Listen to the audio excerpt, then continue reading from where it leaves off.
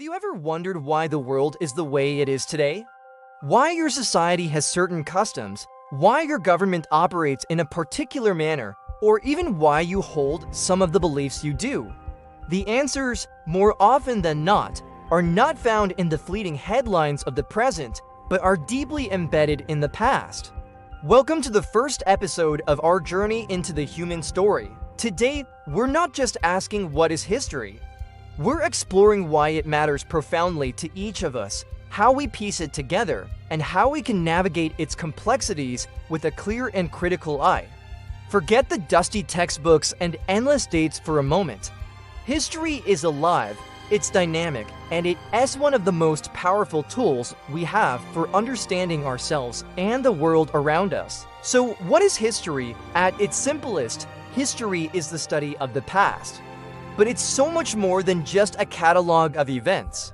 It's an ongoing inquiry, a narrative crafted from the evidence left behind.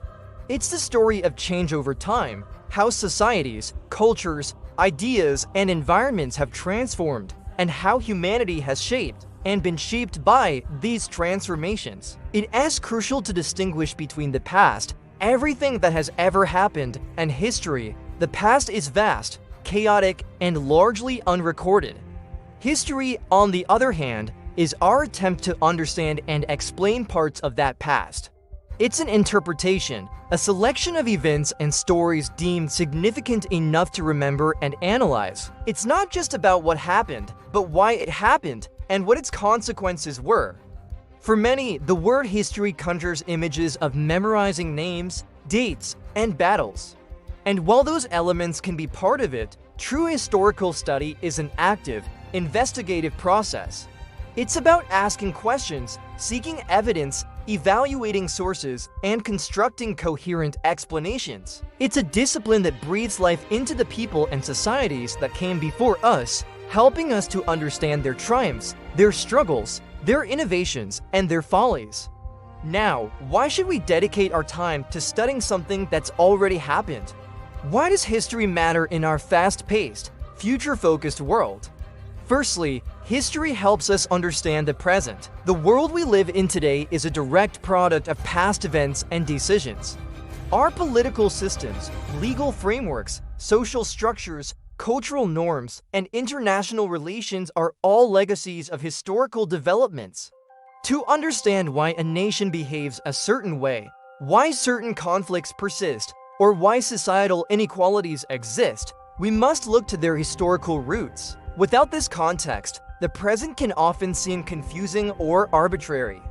Secondly, history offers lessons from the past.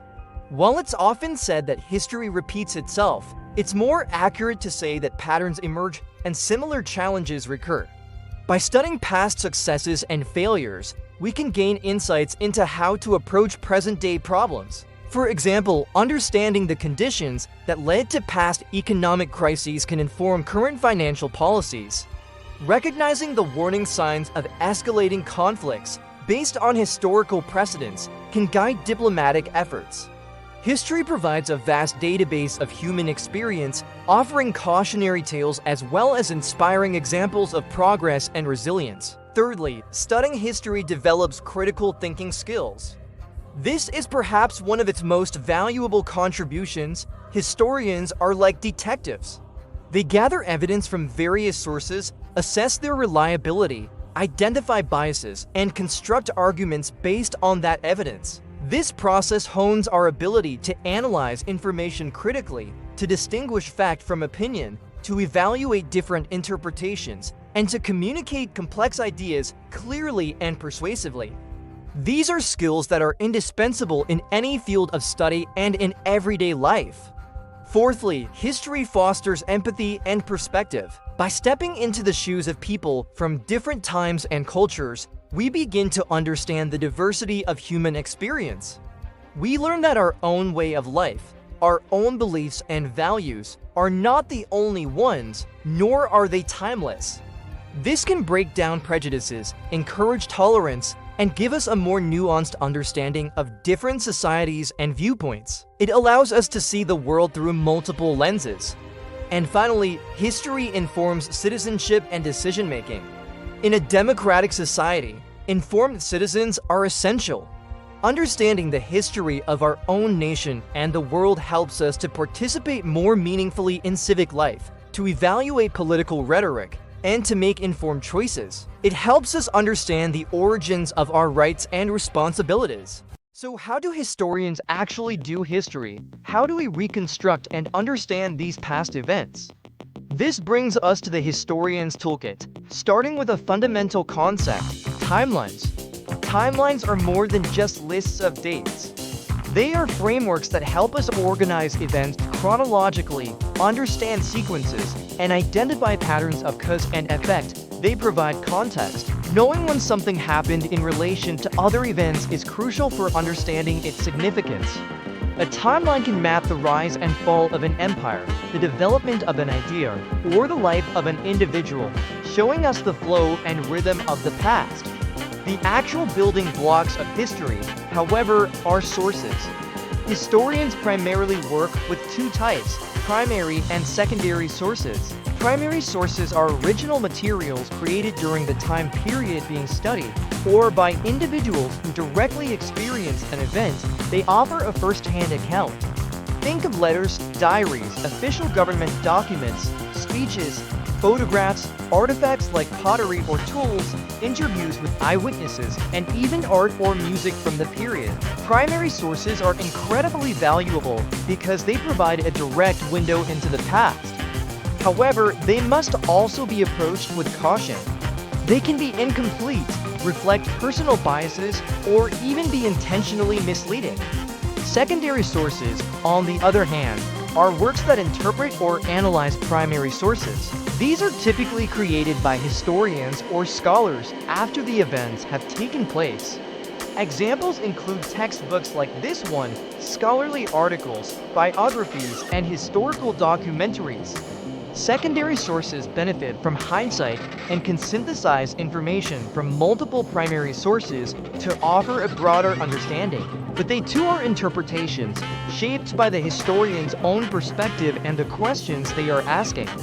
The historian's craft lies in skillfully weaving together information from these diverse sources, cross-referencing them, and critically evaluating their strengths and weaknesses to construct a plausible and evidence-based narrative of the past. It's an interpretive act, and rarely is there just one single, definitive story.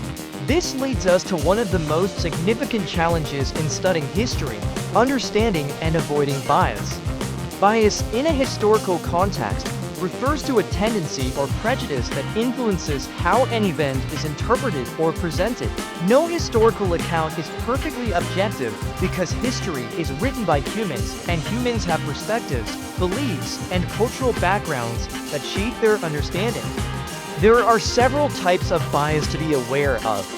Selection bias occurs when historians choose to include certain facts or events while omitting others, which can create a skewed picture. Perspective bias relates to the viewpoint from which history is written. For instance, the story of a war will sound very different if told by a general from the winning side versus a civilian from the losing side. Then there's confirmation bias, where a historian might unconsciously favor evidence that supports their pre-existing theories, while downplaying contradictory information. Sometimes bias can even be intentional, as in propaganda designed to promote a particular agenda. So if all history has some bias, how do we get to the truth? The goal for a good historian and for a critical student of history isn't to find some mythical, perfectly objective account. Instead, it's to be aware of potential biases, both in the sources we read and in ourselves. We do this by, first, considering the author. Who wrote this source? What was their background, their purpose in writing, their potential agenda? Second, comparing multiple sources. Do different accounts of the same event agree or disagree? Why might that be? Seeking out diverse perspectives is key. Third, looking for evidence. Are claims supported by verifiable facts, or are they based on opinion or assumption? Fourth, being aware of our own biases. We all bring our own perspectives. Acknowledging them helps us to engage with historical material more critically. By actively engaging in this critical process, we move beyond passively accepting historical narratives and become active participants in understanding the past. History, then, is not a static collection of bygone facts. It is a vibrant, ever-evolving dialogue between the past and the present. It challenges us to think critically, to empathize broadly, and to understand deeply the complex tapestry of human experience. It equips us with the knowledge to understand our world and the wisdom, hopefully, to shape a better future. Thank you for joining us on this first step. In our next episode, we'll begin our chronological journey, venturing back to explore the dawn of human civilization and the emergence of the first societies. What aspect of history fascinates you the most, or what questions do you hope we'll explore in this series? Let us know in the comments below. Do and forget to subscribe and turn on notifications so you don't miss our next chapter in the human story. Until then, keep questioning, keep learning.